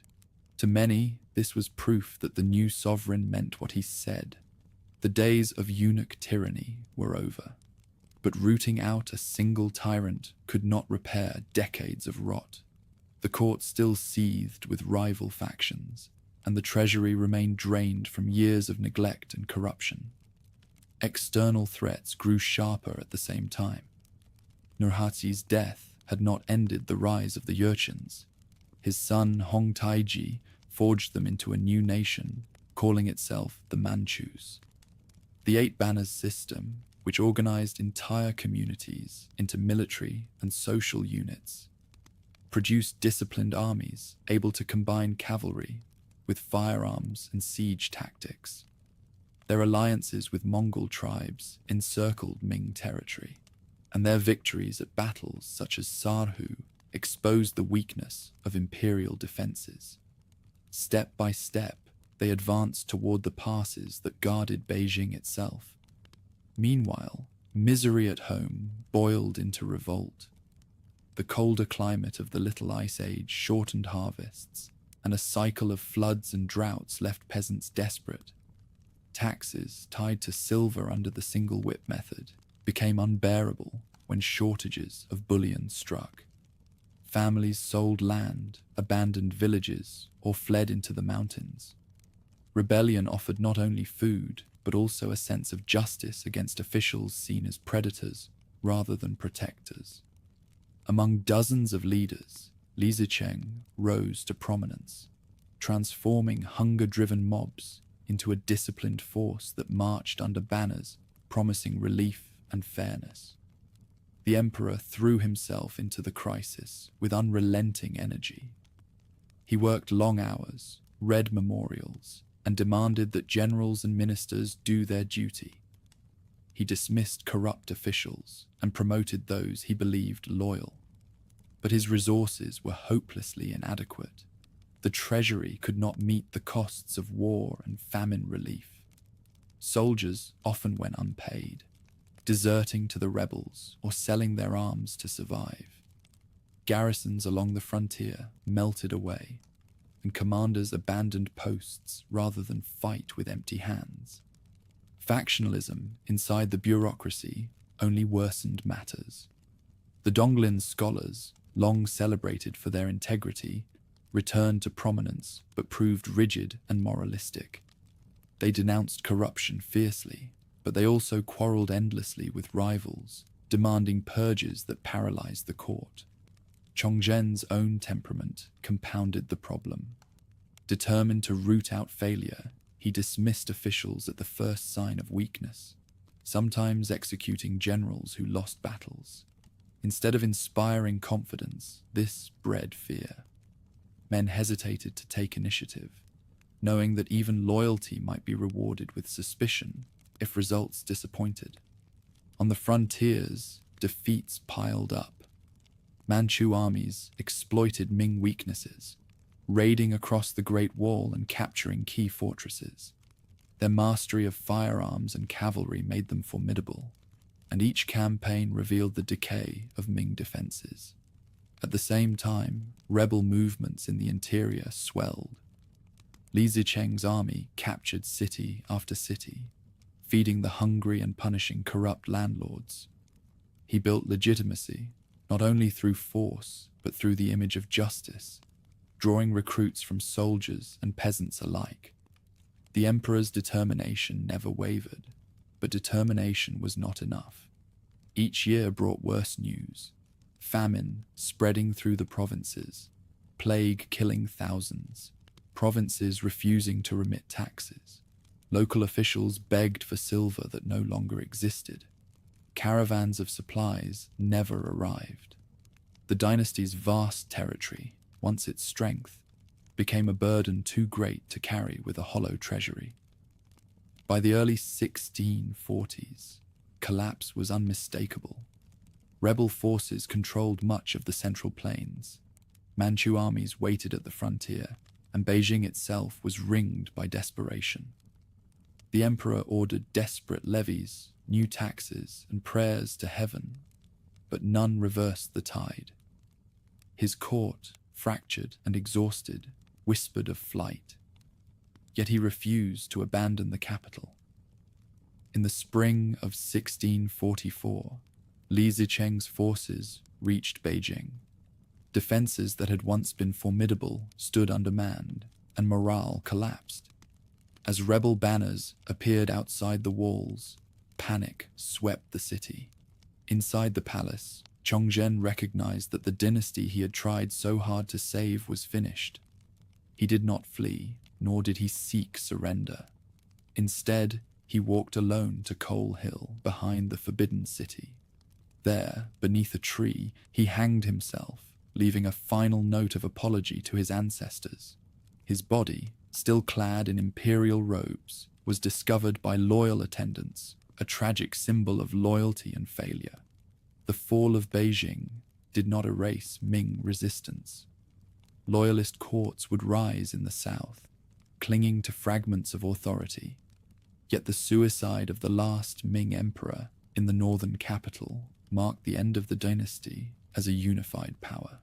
It was not a single battle that destroyed it, but decades of neglect, corruption, environmental disaster, and relentless enemies. Chongzhen's struggles embodied both the dynasty's desperate will to survive and its inability to overcome the forces that surrounded it. The spring of 1644 brought the unthinkable. Rebel forces under Li Zicheng, once dismissed as little more than starving peasants, entered Beijing. The Chongzhen emperor was dead, his body hanging on Coal Hill, and the dynasty that had ruled for nearly 3 centuries seemed to have ended overnight. Yet the fall of the capital was not the end of the Ming story. Instead, it opened a chaotic struggle among rebels, loyalists, and foreign conquerors, each claiming the mandate of heaven in a land torn by war. Li Zicheng proclaimed the establishment of a new regime, the Shun dynasty. At first, his triumph appeared complete. He controlled the imperial city, the court rituals, and the symbols of legitimacy. His armies had swept aside garrisons and captured vast territories in the north. But victory brought challenges his movement was ill-prepared to meet. Peasant bands, hardened by years of raiding, lacked the discipline to govern. In the capital, looting spread, alienating the city's residents. Scholars and officials, already wary of a man who rose from rebellion, found little reason to pledge loyalty. The legitimacy he craved slipped away as quickly as it had been claimed. Meanwhile, beyond the Great Wall, another power prepared to strike. The Manchus, unified under Hong Taiji and his successors, had long waited for such a moment. For decades, they had chipped away at Ming defenses, forging alliances and building strength. Now, with Beijing in chaos, the frontier lay open. Ming General Wu Sangui, stationed at the crucial Shanhai Pass, faced a choice. Li Zicheng demanded his submission, while the Manchus promised aid. Torn between loyalty to a fallen dynasty and fear of rebel domination, Wu opened the gates to the Manchu banners. Together, they marched on Beijing. The clash was swift. Li Zicheng's armies, unprepared for disciplined opposition, collapsed under the combined assault. Within months of seizing the capital, he was driven out. His Shun dynasty reduced to flight and eventual defeat. The Manchus entered Beijing, claiming at first to avenge the fallen Ming. Soon, however, it became clear that they had come not as allies, but as conquerors. By 1644, the Qing dynasty was proclaimed, and the rule of the Manchus began. Yet the Ming had not entirely vanished. South of the Yangtze, princes of the imperial family declared themselves heirs to the throne. These southern Ming courts rose in Nanjing, Fujian, and Guangdong, each rallying loyalists who refused to accept foreign conquest. Scholars, generals, and common people alike clung to the hope that the dynasty could be restored. For nearly 40 years, fragments of Ming authority flickered across southern China. The southern Ming faced immense challenges. Rival princes quarreled over legitimacy, each claiming the right to the throne. Resources were scarce and armies often undisciplined, yet loyalist generals carried on the struggle. Zheng Chenggong, known in the west as Koxinga, led resistance from the southeast, harassing Qing forces and sustaining a naval base that later established power in Taiwan. His fleet became a symbol of defiance, projecting Ming loyalty even after the dynasty's heartland was lost. In the interior, resistance took other forms.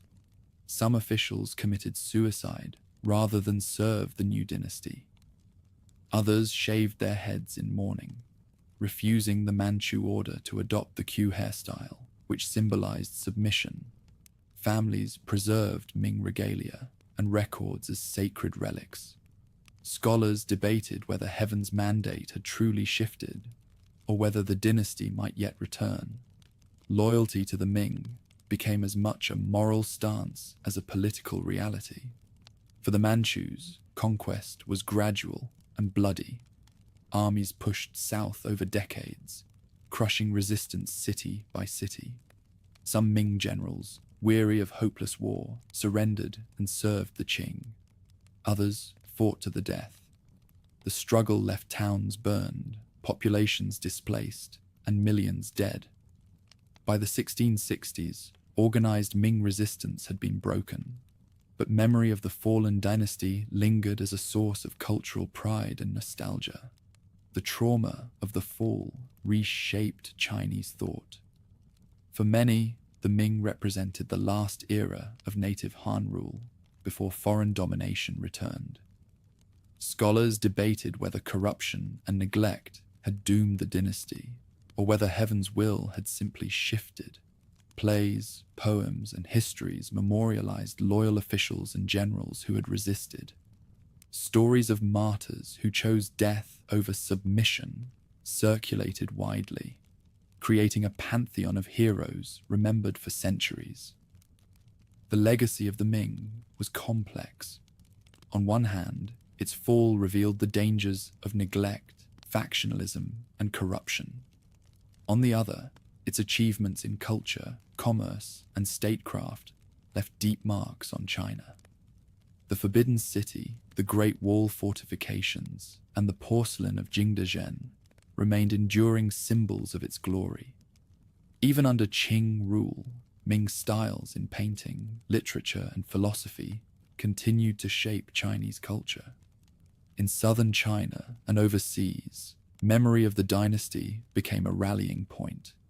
Communities in Taiwan, Southeast Asia, and beyond preserved loyalty to the Ming as part of their identity. Koxinga's descendants in Taiwan upheld the banner of resistance for decades, blending Ming loyalty with maritime ambition. To many, the dynasty had ended in politics but survived in spirit. Looking back, the Ming story seemed almost inevitable. A dynasty born from peasant rebellion under Hongwu, expanded to global horizons under Yongle, stabilized under Xuande, then undermined by corruption, environmental crisis, and foreign threat. Each reign added layers of strength and weakness until, by the 17th century, the structure could no longer bear its weight. The fall in 1644 was sudden, but the decay that led to it had taken generations. And yet, the dynasty's memory did not fade. For later Chinese, the Ming stood as a symbol of native sovereignty, of resistance against foreign domination, and of cultural pride. Its failures became cautionary lessons, its achievements enduring legacies. Even today, the Ming remains one of the most vivid dynasties in Chinese memory, remembered not only for how it rose and fell, but for the way it embodied both the glory and the tragedy of empire.